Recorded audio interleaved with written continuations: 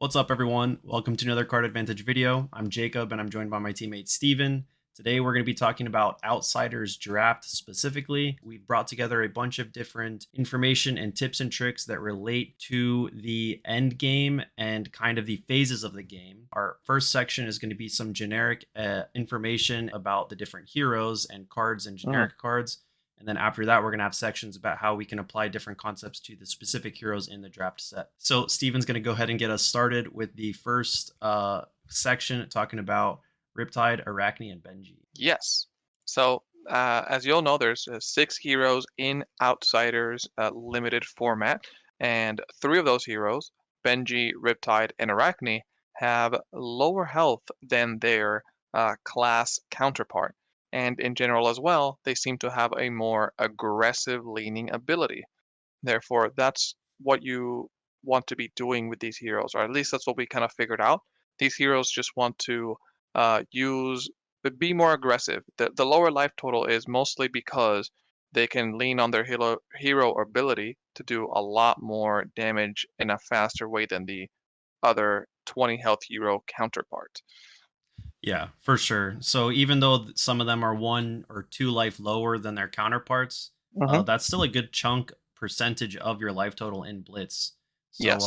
it does make a difference, and I think that implication that they're more aggressive is definitely true. So yeah, there's Riptide and Arachne both on 19, and then Benji's as low as 17. Benji definitely going to be the most aggressive out of them all of them. And we'll give you some tips and trips later about how to leverage it in the best way. Yeah, for sure. After those 3 heroes are their other counterparts, all at 20 life.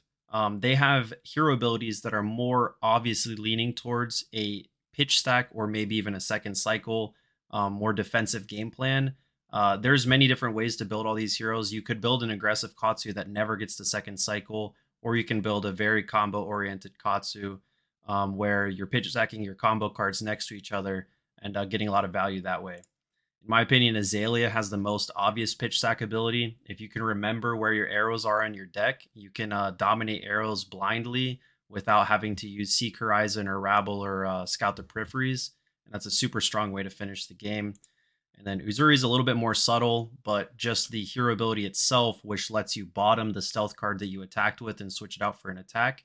It gives you a lot of control over your second cycle since you don't have to pitch those stealth cards, but you do get to bottom them using Uzuri's ability. So these 3 heroes have a little bit more of an ability to lean towards a second cycle and set up some combos compared to the first 3, which are a bit more aggressive with their hero abilities. So the Yep. next section we're going to go through is going to be some generic cards and generic key points to keep in mind with regards to first, second cycle, fatigue rate, long game versus short game, and different phases of the game and things like that. Yep. Yep. So the first thing is keeping just a state of mind of your deck and the amount in it. Now, when you think of fatigue in the traditional sense, you think about maybe Oldhim in the previous meta and how Oldhim was mainly attempting to block you out. Now, in Outsiders, you could definitely employ that strategy, but when I see fatiguing in Outsiders Limited, it's more about your opponent is at such a low life total, or maybe you're at such a low life total that you have to end up blocking more aggressively. So it's more important here than anywhere else. You're trading as efficiently as possible and not taking too much unnecessary damage without sending an equal or more in return, because then you're going to be kind of at a very big disadvantage when you start needing to block unnecessarily first, but making your opponent block when there are lower life totals becomes really, really valuable. um, so one of the things that you want to be mindful immediately as you're presenting your decks, so per the rules of Flesh and Blood, you're both going to be presenting your heroes at the same time.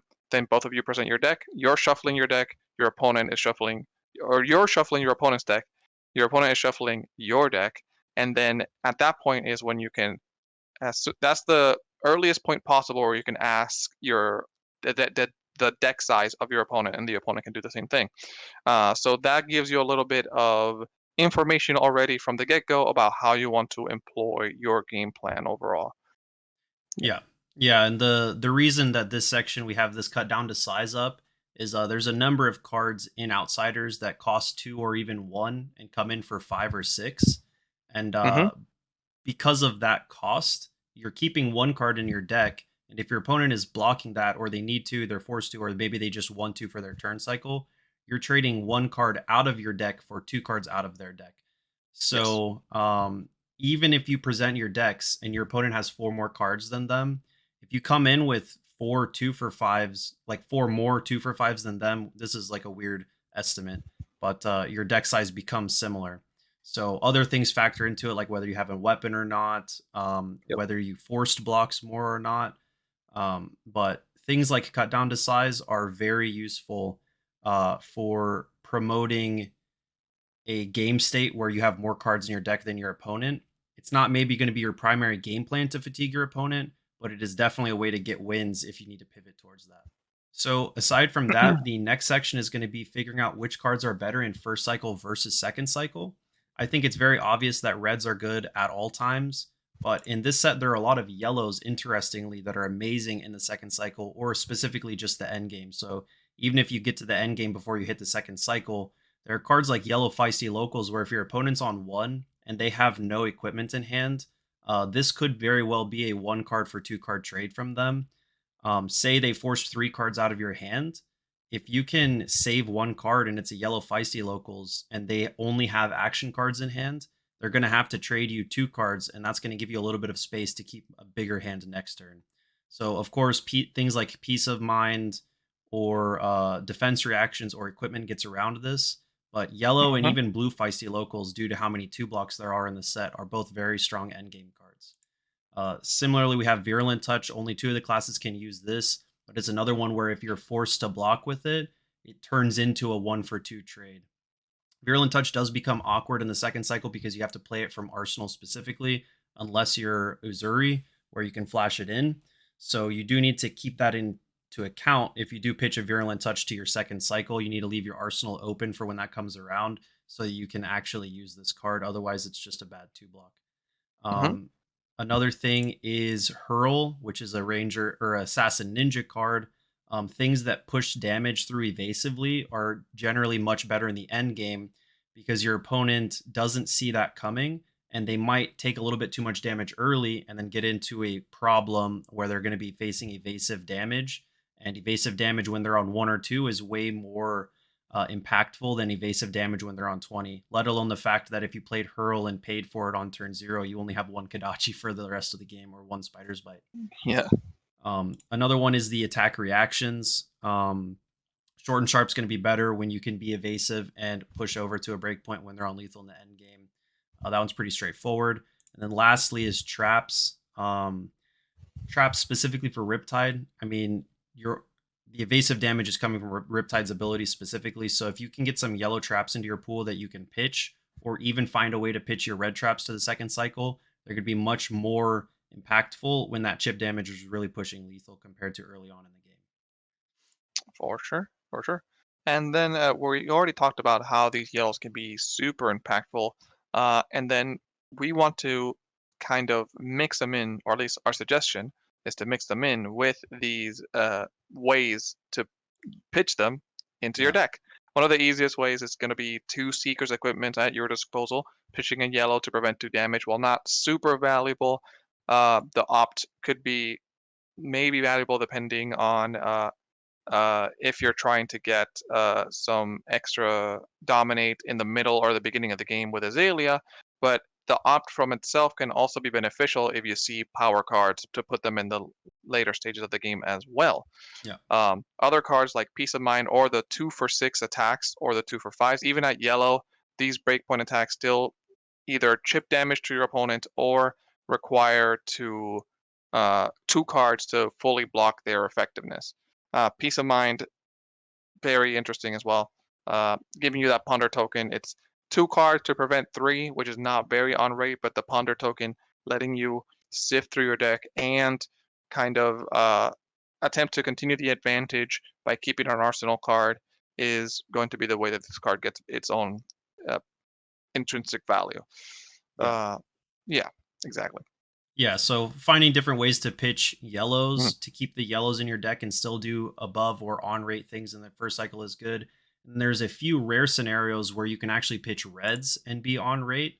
So Mhm. Spring Load is one. where maybe you blocked with the rest of your cards, or maybe you had like scout the peripheries or something, or maybe you're Riptide and you were able to do like a rabble, reload one of your cards in hand, and then your last two cards are a red and a spring load. Pitching a red to do spring load for five is still two cards for five, is still a fine rate, and you're keeping a red in your deck, which is a really high value proposition for this format. Yep. Death Touch is another specifically strong one. Again, this isn't generic, it's only for assassins and rangers, but anything that costs one but has an above rate effect because it has some other restriction, like Death Touch can't be played from hand, for example. These are all really great ways to keep your threat density high for the second cycle, but still keep your turn cycles relatively efficient in the first cycle. Yep. Um, so finding ways to keep yellows and reds in your deck in general are going to be really important for some of the heroes that care about the second cycle. So that's going to be the end of the generic section, and we're going to hop into 6 sections, one for each hero, where we're going to talk about specifically their abilities and some extra things we can do to keep track of those. So the first section is Azalea, and like I said earlier, Azalea's ability, in my opinion, is the most straightforward one to show how pitch stacking is good. If you Mm-hmm. can like pitch a red arrow to the bottom and remember that it's under a different specific card, like maybe you pitched a yellow destructive deliberation, and then underneath that is a red arrow. If you come back to the second cycle and the fourth card you drew in your hand is that yellow destructive deliberation, you know the top card of your deck is an arrow. So it's very straightforward. You load an arrow from hand and then get a dominate blindly. So it is going to be pretty important to memorize at least portions of your pitch stack.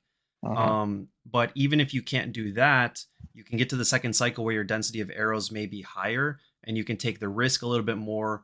Or the last option is to bottom scout the peripheries, bottom rabbles or seek horizons or something to your second cycle to get those end game kills with dominate.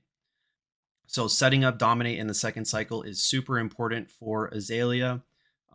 Just like in the earlier section where you have Death Touch and Spring Load, all of the red arrows for Azalea that cost one are really great ways to keep reds in your deck. So even though you maybe don't get an aim counter on Infecting Shot, if you end your turn with it in Arsenal and the next turn you block with two cards and then you pitch a red to Infecting Shot and then Arsenal your last card, you presented an effect that your opponent most likely had to block two cards with, and you kept a red in your deck. So that's Yep. super strong.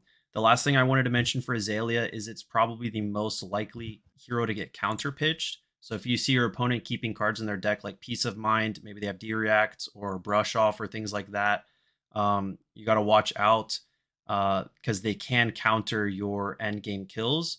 So if you're planning to take a big chunk of damage because you know you have a Dominate coming up, you could get blown out if their chunk of damage was followed by them arsenaling a Peace of Mind that they saved for their second cycle. And then similarly, if you're playing against Azalea, you can counter pitch her by keeping D-React for the late game when Dominate is going to be much more relevant. Oh, go ahead. Yeah, Azalea, I do want to mention Azalea is going to be the hardest one when it comes to the pitch stacking, as you have to remember specific order of cards more than anybody else. Uh, as you'll know, as you'll see with the other sections, we're going to be pitching together some specific cards, and then that's all pretty much you have to remember. Just what was before here, I want to pitch this card next. With Azalea, like Jacob mentioned, you want to be this specific with the order of them so that you know that the arrow is on top without having to rely on these effects that look at the top card of your deck. Yeah, for sure. Yeah. And then on the flip side to that, we have Riptide, the more aggressive ranger variant. So what we figured out is that you want to be as aggressive as possible on the first cycle and then try and close out the game with the trap chip damage from so we're trying to leverage both sections of the hero ability in different ways in different portions of the game. So the first one will be in our opinion here is to have some zero cost attacks to really try to hammer in some wide combat chains if possible. We have some Merc Myers, we have some Falcon Wings for the go against, Ravenous Rabble, all very good to be able to leverage Riptide availability. A simple two cards for 8 damage turn is just Ravenous Rabble, seeing a red on top for 4, loading in a Murkmire Shrapnel, or yeah, that we showed earlier, into shooting it immediately, and that is a great value that we see in classic constructed formats. So that's why it's so good. Um, Now this strategy can be a little bit fragile in a way if you're not played correctly, as your opponent can just decide to block everything out. So what should you do if you see your opponent is has a maybe a higher density? You know, you ask your opponent what their deck count was. It is of a much higher density that you expected. So what's going to happen there? First of all, you're going to notice that your opponent, if they brought like 40 cards, are going to be bringing cards with a lot more two blocks in them. So having cards that have uh, break points or come in at a higher value like 5 or 6 are going to be very important. Uh, if you're trading cards that with big hit effects or that forces your opponent to block with multiple cards from their deck, you will see that you will be coming ahead in the damage ship trade and in your deck size um, before your opponent. So that will be kind of our recommendation for this situation. Uh, Either way, you also do want to be having more than 30 cards in your deck. So even if your opponent presents 40 cards, you should be presenting about 35 to 37 yourself, but still make sure that your cards are of good value themselves. Yeah. Yeah. If your opponent's bringing 40 cards, not only do they have probably more two blocks than normal, but they also just have a lot more chaff. So that's going to lead to them, unless they had like a god draft, that's going to lead them to having really weird turn cycles where they might Hmm. just not be able to efficiently attack you. So you're going to be able to more aggressively take damage because you can make the assumption, it won't always be correct, but I think it is a fair assumption to make that they won't be able to punish you as much turn to turn just because of how awkward their deck is after they fill in a bunch of cards. So if I was against a Riptide, I don't even know if I would go up to 40 because of this. I would want to keep some density of efficient attacks that I can punish them with damage, so they can't use their life as a resource as much. But you do need to take into account if there is a person, they show up with 40 cards and they're just going to block you all game, there's still a way to win. Just make sure that you're not blocking as much because they're going to have weird hands and you're punishing them with the big attacks like Infecting Shot, maybe the two cost or one cost things like Spring Load's very good in Riptide. All of that type of stuff is really good for promoting to a game state where they're not necessarily able to fatigue you despite them starting with way more cards than you. Yep. So after the Rangers are Assassins. The first one is Uzuri. There's quite a few interesting things you can do with Uzuri to set up a strong second cycle for your late game. You have the inherent ability to bottom your stealth cards and switch them for the strong cards in the early game. So something you can do where you're filtering your deck early is you're sending out the stealth cards and then you're swapping them in for the big attacks. So you're putting a bunch of stealth cards to the bottom. A strong thing to do here is to pitch cards next to them that are good with your stealth cards. So whether that's other yellow big attacks that you can swap in, or potentially better is your attack reactions or your buffs like Come to Fight, things like that, which will combo with your stealth cards in the second cycle. So Uzuri can get really creative with setting up things next to each other in the second cycle that will be strong. I would suggest leaning heavily on the attack reactions, like we said, and then Isolate is going to be a very high priority pick for you. If you can set up an Isolate in the second cycle with a buff or an attack react next to it, you're going to be able to push damage really effectively to get over the top in the second cycle when their life is lower. And then something you can do best, I think Azuri is going to be the best at using toxicity compared to the Rangers. Well, technically, you can use it really well in Azalea if you can force the dominate. But with Uzuri, due to you being able to run attack reactions, due to your hero having an attack reaction, and having dominate cards like Isolate in the deck, if you can set up a toxicity, even the blue or yellow are coming in for 3 or 5 extra damage in the late game that's evasive. Hmm. You're going to be setting up a really strong second cycle. And then you also have access to Spider's Bites, and you can use Spider's Bites really effectively in this deck. If you start with a Spider's Bite and then go into a stealth attack and they didn't block the Spider's Bite, you might just force them to double block the stealth attack if it has like a Blood Rod on hit or something.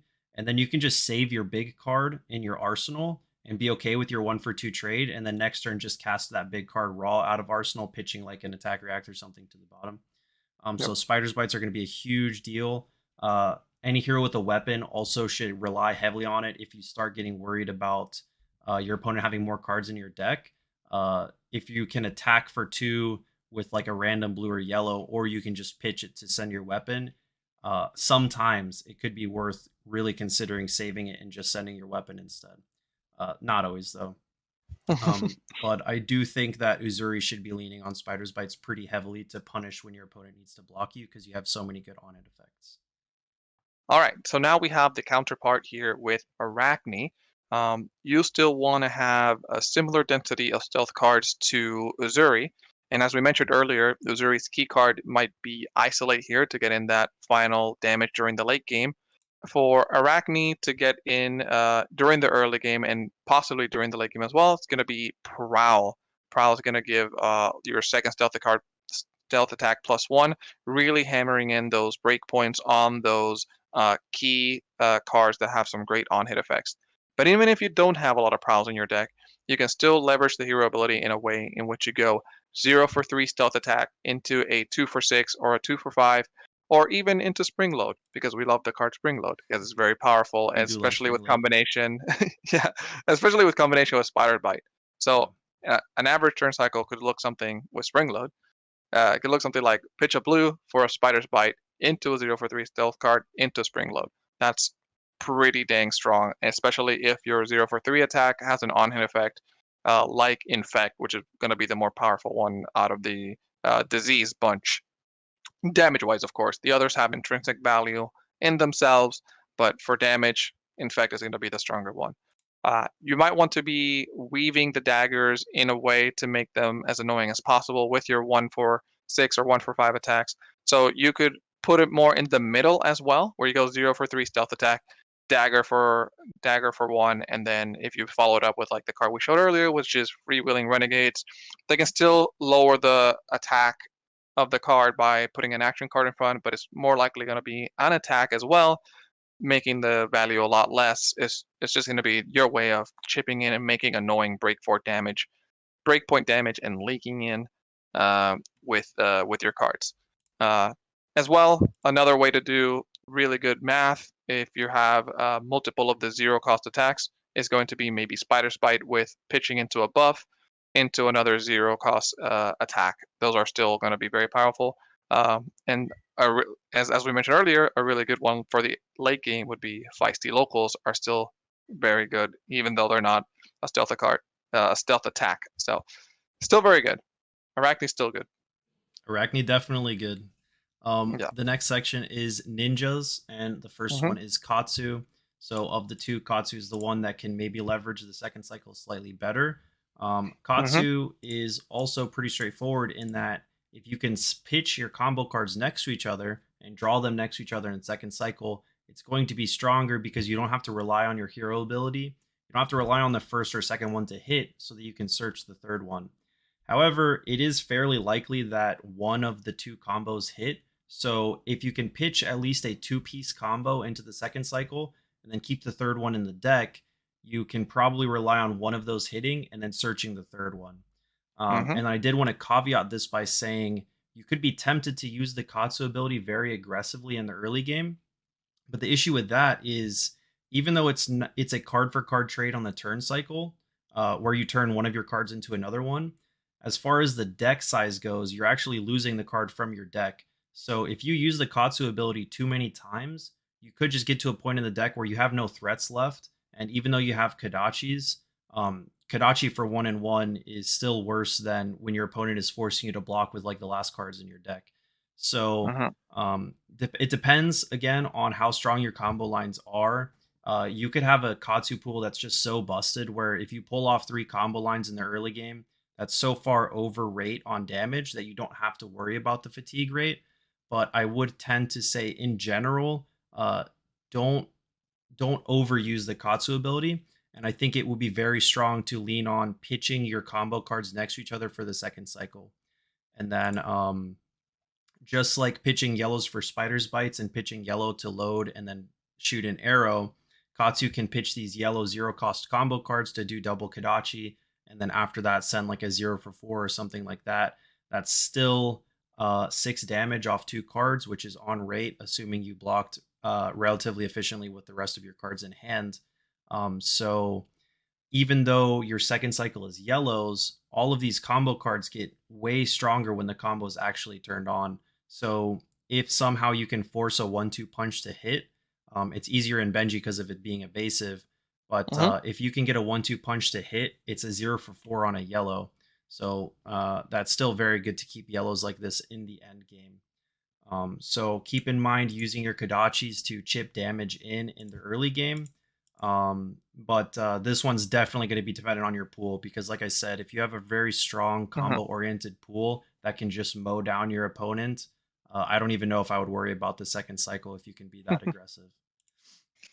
Yeah, it's going to be one of the harder decks to build out. But Yeah. let's say you were attempting it really hard, and you still got maybe a more dirtly deck, and you got more of the yellows and the blues that you were thinking of that you got.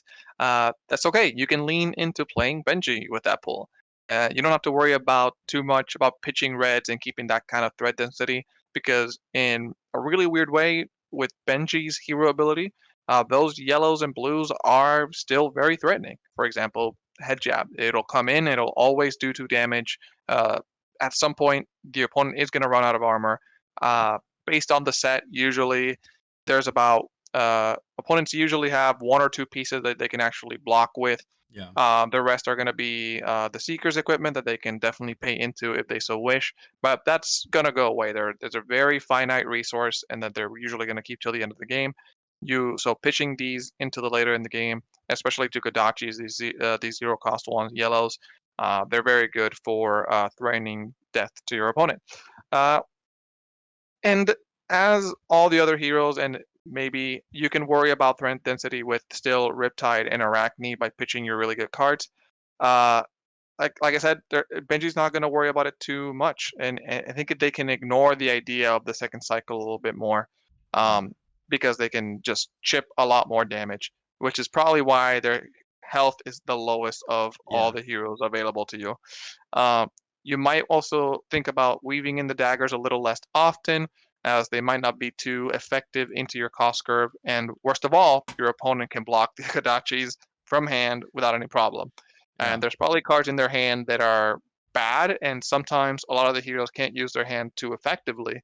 So if you make them play in an inefficient manner by give only going in with unpreventable damage, you're really putting them in a hard spot where they're keeping weird cards.